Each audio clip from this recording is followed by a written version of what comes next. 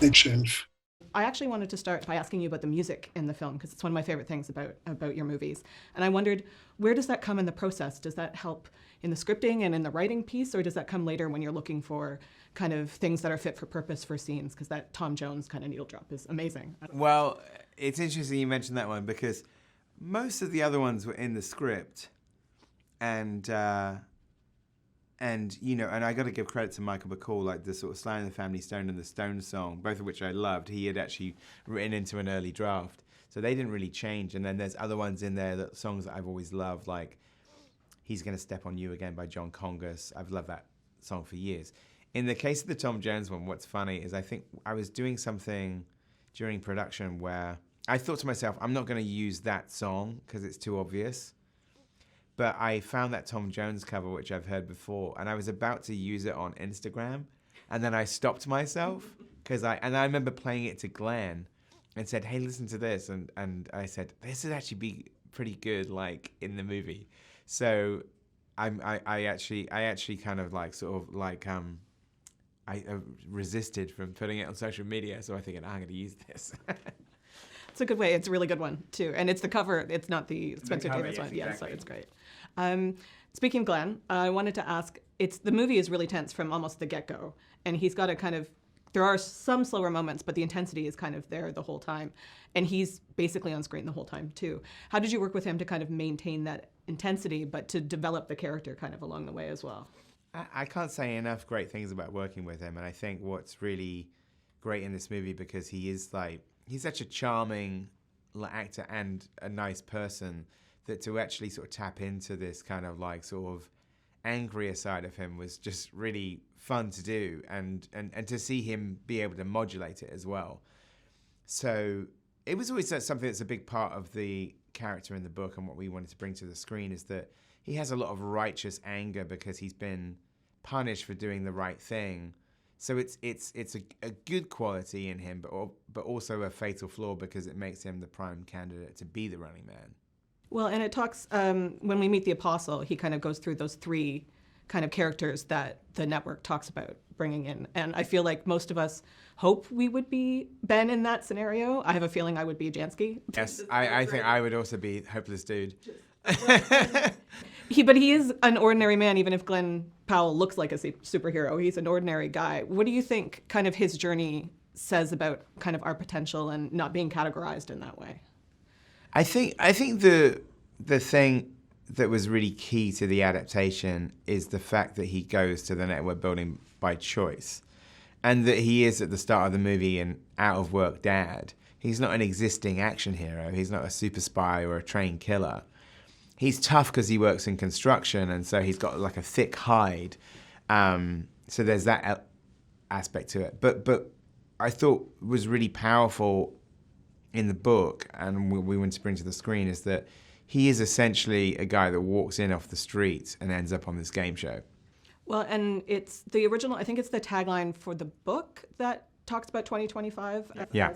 And I've heard that it's kind of coincidental that it's coming out then, but I feel like it wasn't lost on me. I think I had to tell the studio that the book was set in 2025. It's not a bad thing that it's coming out now, but I feel like the stuff that Stephen King wrote is so, from 1982, seems so prescient to what we're living in now, and it doesn't quite, I know it's a dystopian thriller, quote unquote, but it's not that dystopian anymore.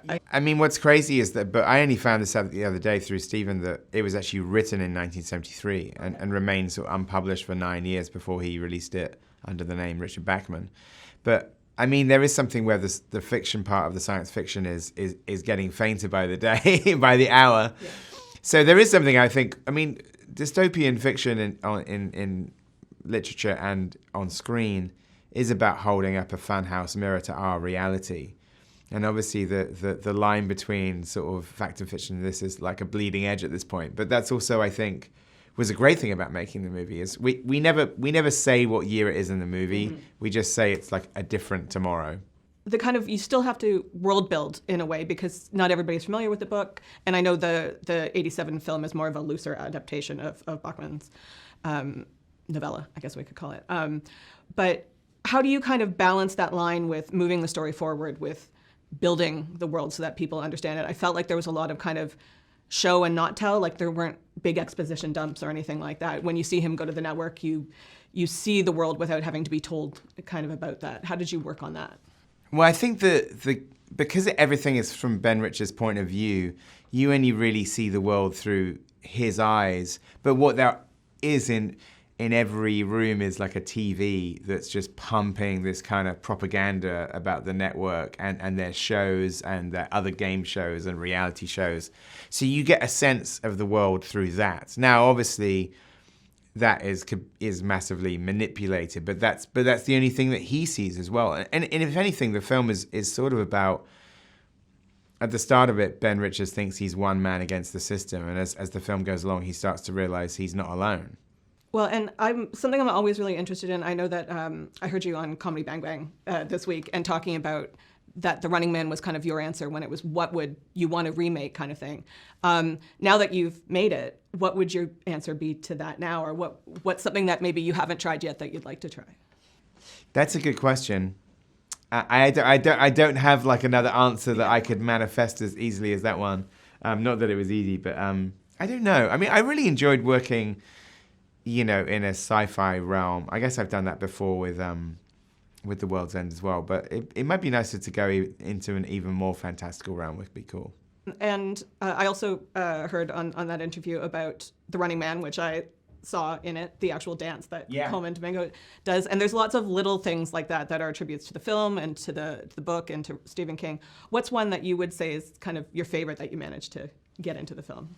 Oh, I like the room with all the jumpsuits. When they go into the network building and you see the room where they have the different jumpsuits for the different games. And this is usually something that's not written into the script. It's usually like graphics, art department come to you and saying, hey, we need a bunch of surnames for this scene. Do you have any in mind? So I decided in this locker room where you see all these surnames above the colored jumpsuits to put the surnames of all actors who had been in Stephen King film adaptations. Oh, I didn't. That's one I didn't spot. Now Well, you have to go back and it's all there. It's like Spacek, Walken, Nicholson, Bates, Amazing. Freeman. There's tons of them, including King. And King, because obviously he's acted in a few of them, most notably in Creepshow.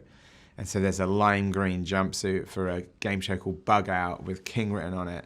And when I met Stephen King a couple of weeks ago for the first time in person, I gifted him that jumpsuit. So he now owns it. Amazing. Last question. About the film being so huge, it's 70 locations, so many different set pieces, like fighting set pieces, special effects, that kind of thing. I know that there's lots of challenges that come along with that, but what are some of the kind of exciting parts of working on a film that's that big? I think when it all comes together, it's enormously complicated making it.